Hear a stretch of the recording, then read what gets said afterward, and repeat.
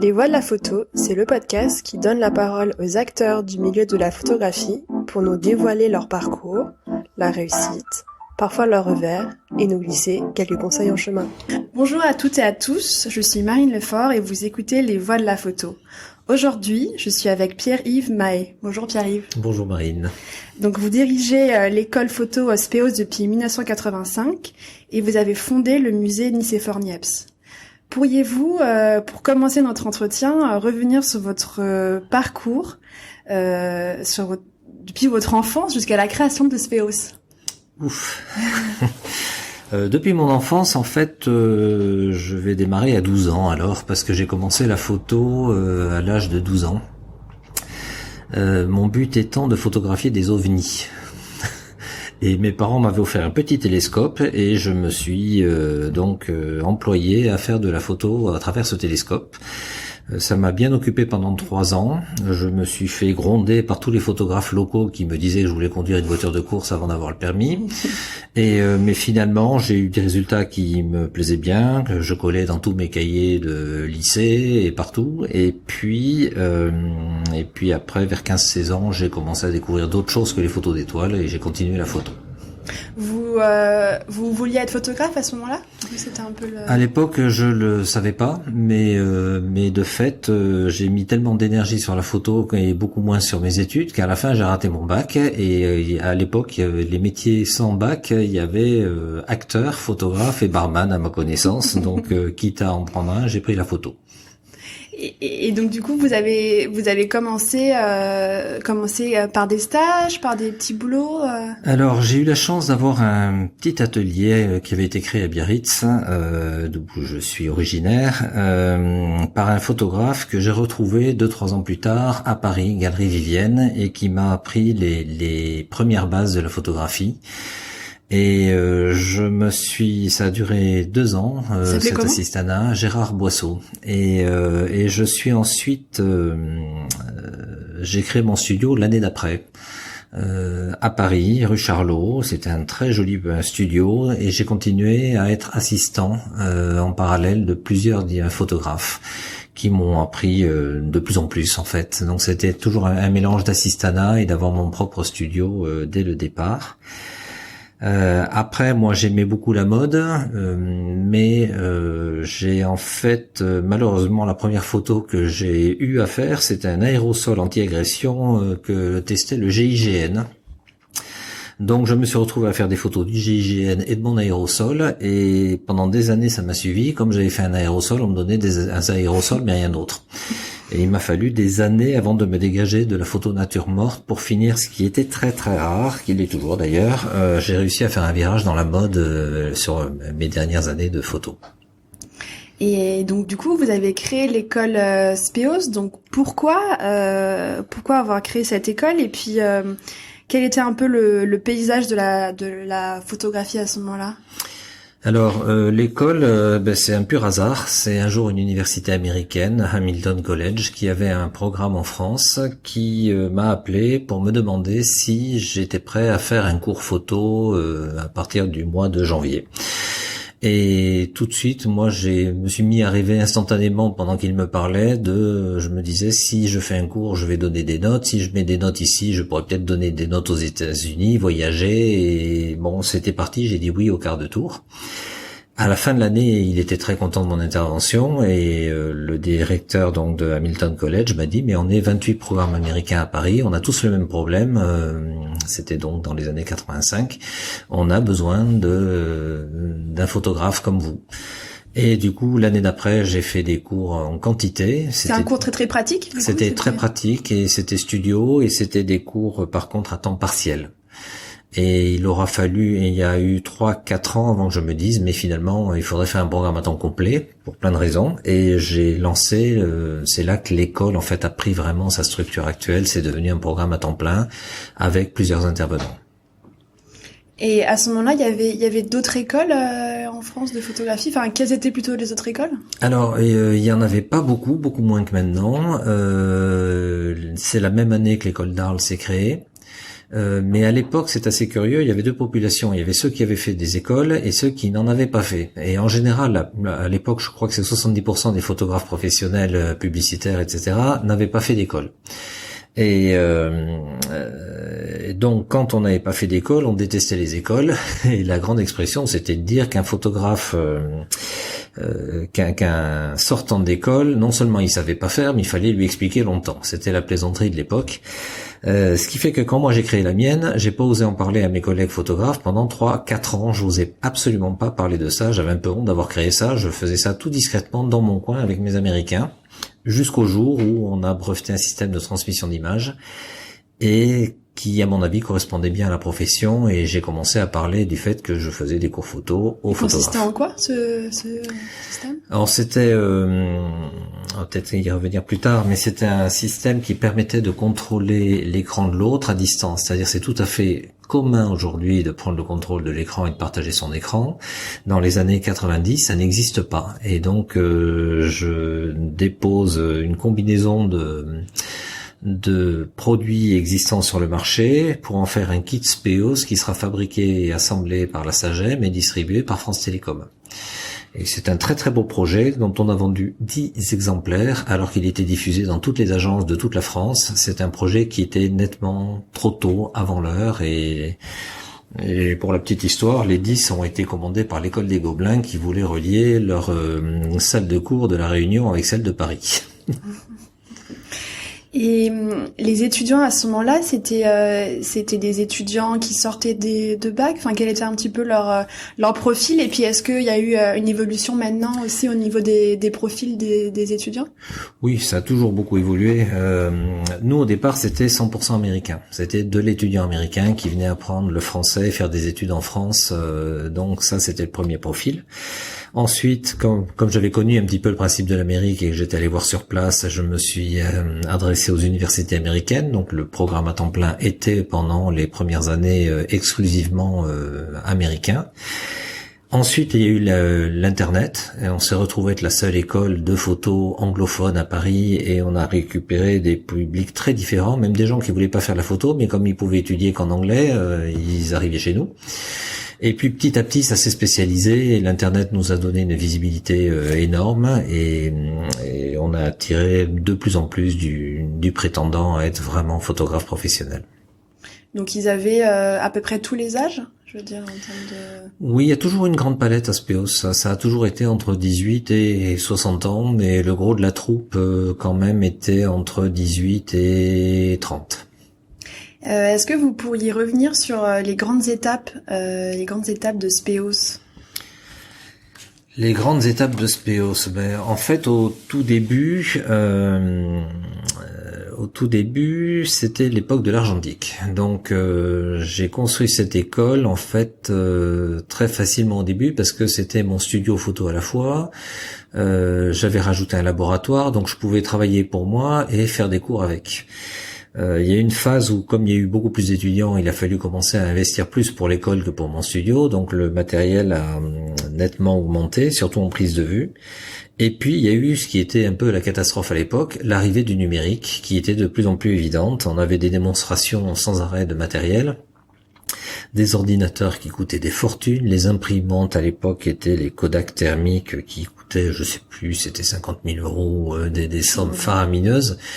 Et là, j'ai eu une petite phase de doute. C'était justement, est-ce que je vais pouvoir survivre? Est-ce que l'école va pouvoir rester dans sa philosophie de pratique avec le bon matériel, avec ce passage au numérique? Et en fait, ce qui nous a sauvés, c'est justement ce fameux kit de transmission d'images, parce que on a intéressé énormément de monde quand même. Et je suis devenu à l'époque l'expert Apple numéro 1 avec Bernard Denevy qui était aussi expert Apple photo. Il était président de Nikon à la fin. Donc on s'est on a eu beaucoup de support de la profession et du coup beaucoup de matériel prêté ou donné en échange de nombre incalculable de conférences pour essayer d'expliquer le numérique aux photographes. Et à présent, est-ce que sur les dernières années, est-ce qu'il y a eu des changements aussi au niveau de la façon dont les cours sont faits? Est-ce qu'il y a eu des évolutions Oui, il y a forcément des évolutions en permanence sur les contenus. Après, nous, la philosophie a toujours été de faire plus que de parler. Donc ça, c'est resté l'axe fort de l'école. On est dans la pratique, on a beaucoup d'espace, on a beaucoup de matériel. Et c'est vraiment voilà ça qui compte. Mais après, chaque année, oui, ou tous les 2 ans, on rajoute un petit quelque chose.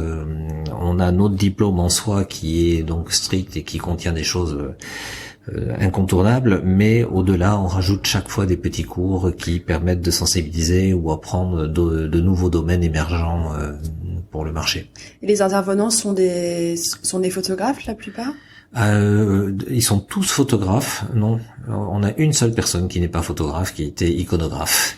Mais tous les autres sont photographes et tous actifs dans le métier. C'est-à-dire que beaucoup de nos professeurs ne font que 3 heures ou 9 heures de cours par semaine et retournent non pas dans une autre structure d'enseignement, mais dans la profession, dans la vraie vie.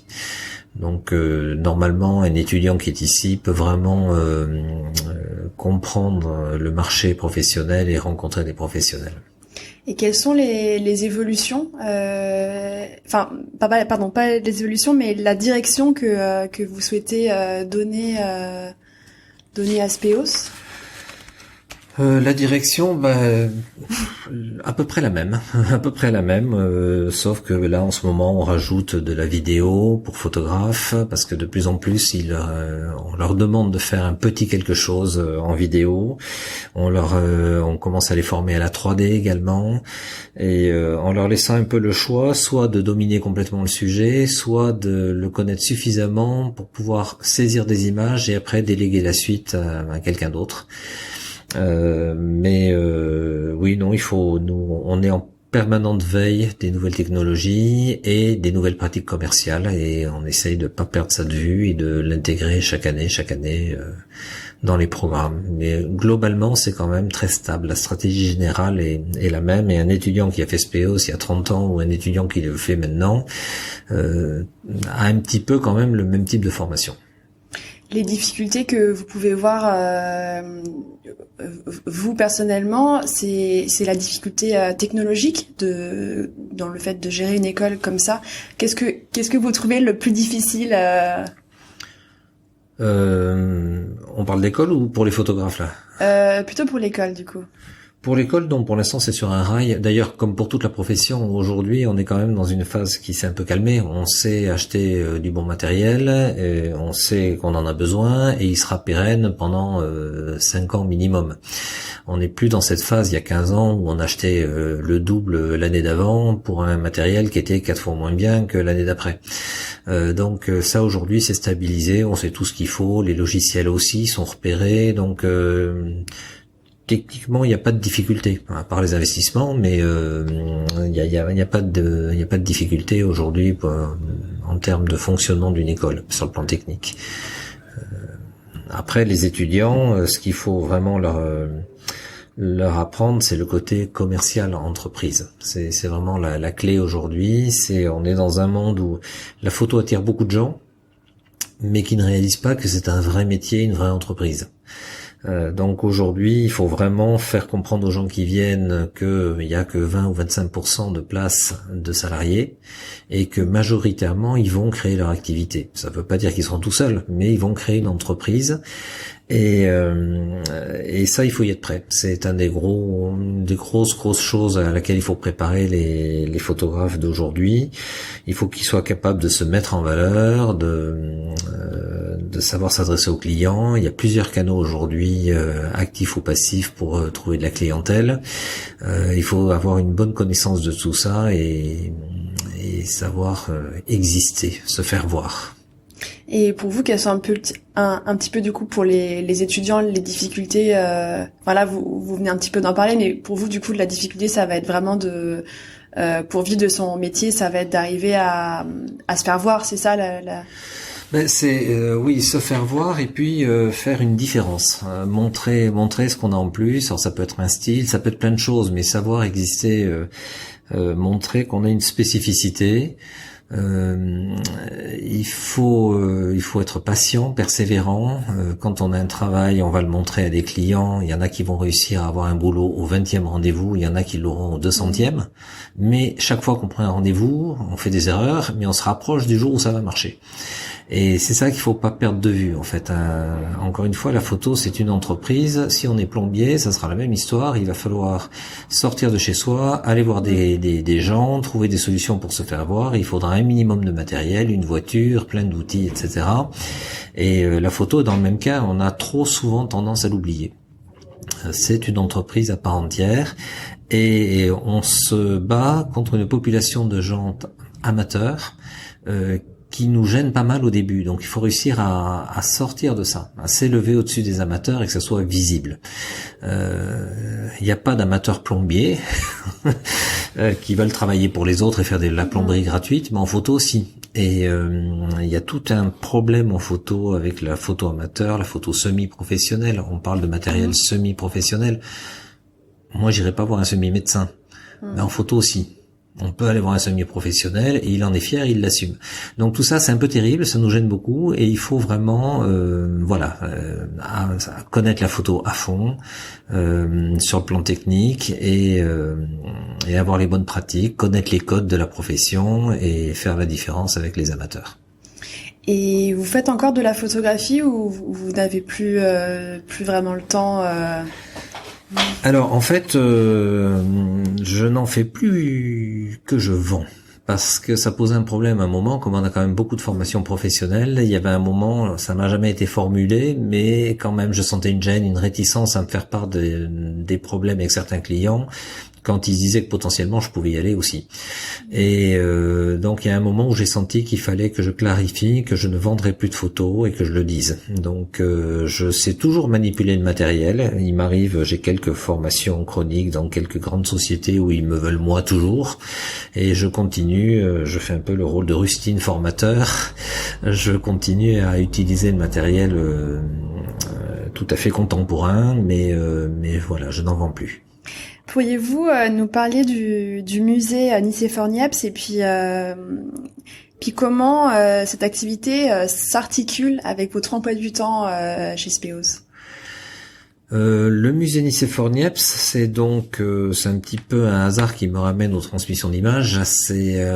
J'avais été appelé à Houston au Texas pour faire une démonstration du kit transmission d'images et le but était de mettre en rapport le conservateur de l'époque du musée Niepce de Chalon-sur-Saône, Paul G, avec les Américains pour parler devant 3000 Américains de la fameuse première photo du monde qui est aux États-Unis et qui était dans cet événement à Houston. Donc l'idée c'était que je vienne pour brancher tout ça. Et quand je suis arrivé sur place, donc on m'a donné la photo, je l'ai eue dans les mains et c'était comme un coup de baguette magique. Je me suis dit c'est incroyable, il faut que j'aille voir cet endroit.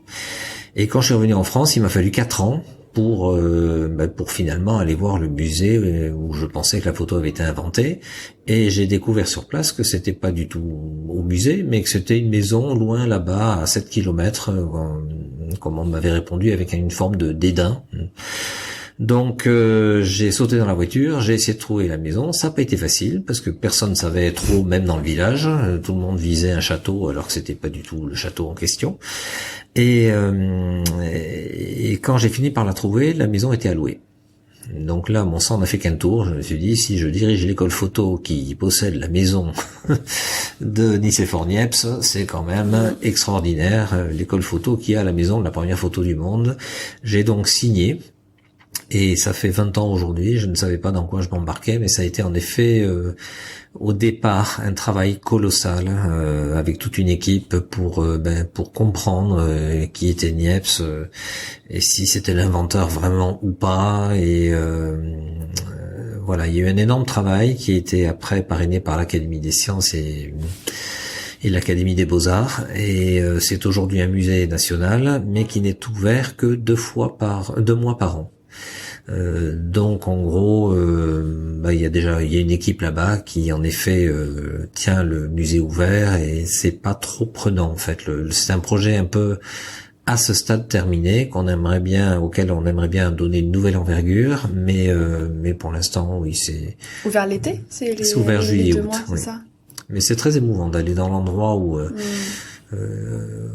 on a les lettres de Niepce qui décrivent les expériences ratées et les conséquences de brûlures ou d'autres choses, et vous avez les traces sur le plancher.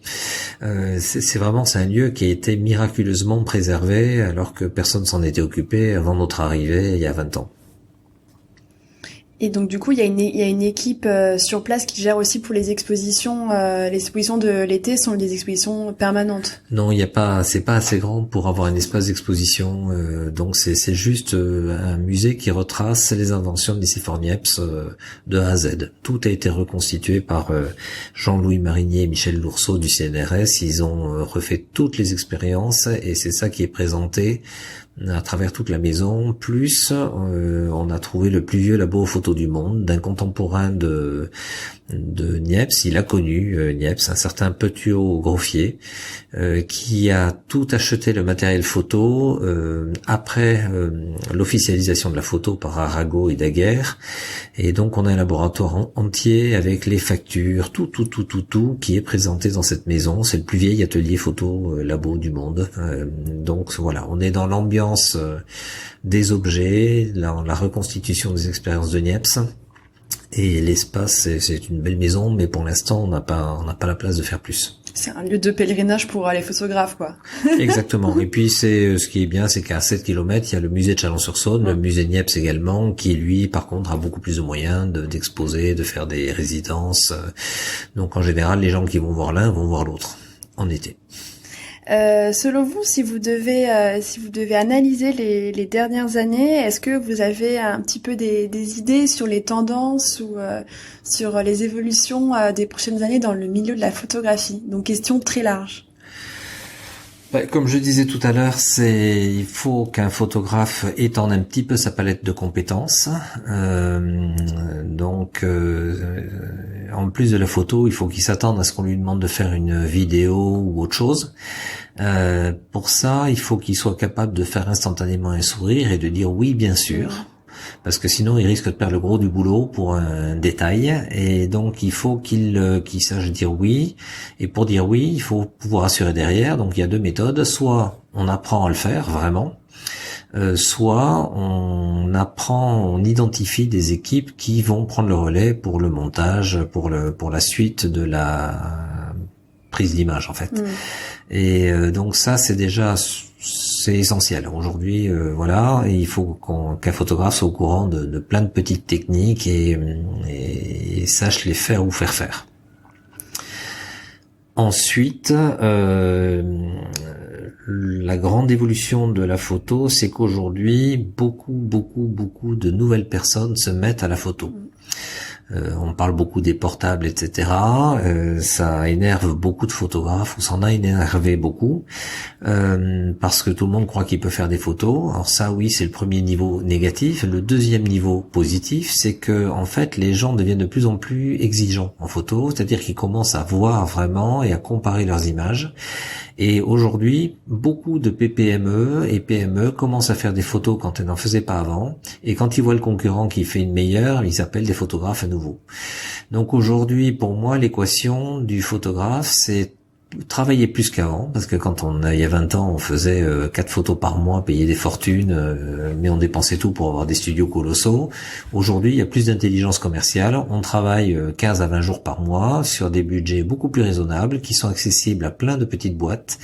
Et c'est la com des petites boîtes qui va faire rebondir à haut niveau la profession. Aujourd'hui, c'est ce qu'il faut aller voir, c'est les petites boîtes. Et vous pensez que les photographes quel est un petit peu aussi l'équilibre commercial et une production qui ferait pour eux? Est-ce que vous avez des conseils? Est-ce qu'il vaut mieux se spécialiser? Là, il y a toujours eu beaucoup d'hypocrisie dans ce discours. On a toujours dit qu'il fallait être un grand spécialiste et ne pas mélanger les genres. Mais j'ai de tout temps connu beaucoup de photographes qui prenaient des pseudos, etc. et mélangeaient bien les genres, mais le disaient pas. Aujourd'hui, on est dans une période à nouveau où on nous demande de faire plusieurs choses, plusieurs styles de photos. Il y en a toujours qui se spécialisent, mais il y en a qui sont beaucoup plus polyvalents. Il y a des pays où on ne comprend pas qu'on puisse être spécialisé. Si vous parlez de l'Inde ou de beaucoup de pays d'Asie, ils comprennent pas. C'est un photographe qui pourrait pas passer de la mode à la nature morte au photoreportage, ça leur échappe complètement. Et c'est même pour les étudiants qu'on forme et qui repartent dans ces pays, ça serait un handicap. Donc il faut vraiment qu'on fasse attention à ce qu'ils aient quand même une polyvalence. Donc c'est un grand débat qui ne sera jamais terminé à mon avis. C'est sûr que dans le principe, plus on se spécialise et meilleur on devient, ça c'est une règle d'or, sauf qu'il faut avoir le marché en face. Et qu'une spécialisation ou un style peut aussi lasser à un moment. Donc j'ai pas une réponse ferme et définitive. Je crois qu'il y a de la place pour tout. Pour des polyvalents, pour des spécialistes, il n'y a pas une règle si ferme que ça. On a déjà abordé certains conseils, mais est-ce qu'il y aurait d'autres conseils que vous auriez, d'autres conseils que vous auriez pour des photographes qui souhaiteraient se lancer? Pour moi, c'est travailler, aller voir les petites sociétés. Ça, c'est vraiment l'avenir est là et proposer des produits finis. On est des mini-agences aujourd'hui, donc il faut savoir proposer un site web à la clé ou quelques bouquins ou quelques posters, mais il faut savoir proposer du produit fini. Donc aller les voir physiquement? Enfin, vous pensez que les clients? Oui, enfin voilà, comment vous pensez que c'est toujours essentiel. Alors, on a toujours connu des photographes excellents qui sont morts dans leur coin parce qu'ils avaient aucun sens du contact. Bon, ça c'est dommage. Ceux-là, ils ont quand même une chance supplémentaire aujourd'hui, c'est le démarchage passif. Si vous avez un très bon site internet avec les bons mots-clés et tout ce qu'il faut, vous pouvez exister aujourd'hui. Le photographe aujourd'hui standard qui réussit, il est présent sur les réseaux sociaux, il est présent sur le web et il va avoir des clients. C'est des fois très difficile de voir des clients, mais en même temps, si vous avez un sens du contact, une bonne tête et que vous allez frapper là où il faut, ben c'est quand même rare de prendre un coup de pied et de devoir repartir. Donc, si ça reste une bonne stratégie. De toute façon, après, chaque personne, il y a plusieurs outils pour se vendre. Il faut un peu tout essayer. Il faut pas tout faire la même semaine. Si on décide d'aller voir les magazines, on va peut-être mal le faire et c'est pas la peine de faire la même bêtise 15 fois de suite en 15 jours et plus pouvoir venir les voir pendant un an. Donc il faut un petit peu tester différents systèmes de prospection en fonction de ce qu'on est et ce qu'on vend. Et puis après on voit le premier truc qui démarre. Et comme ça m'est arrivé à moi, c'est un petit peu le piège. C'est-à-dire que le jour où vous avez un truc qui démarre, vous risquez d'être piégé et du coup de n'arriver à vendre plus que ça. Donc il faut aussi savoir sélectionner un peu au démarrage ce qu'on va faire. Mais bon, l'idée c'est de pas se décourager, quoi. C'est une entreprise, ça prend toujours 3 à 5 ans à se créer. On est encore une fois un métier où on a une entreprise, donc c'est normal au début de pas gagner des milliers et des cents. Mais si on analyse ce qu'on fait, qu'on n'arrête pas de travailler, d'avoir des initiatives et de bouger, ben il y a un moment ça marche. Il y a aucun doute. Nous on voit notre population d'anciens SPEOs, on les suit de très près. On est quand même assez fiers d'eux. Et ben on va terminer sur ces jolis mots alors. Merci. Merci. Au revoir. Merci d'avoir écouté Les Voix de la photo. Pour faire connaître le podcast à plus de monde, je vous invite à laisser votre avis et 5 étoiles sur Apple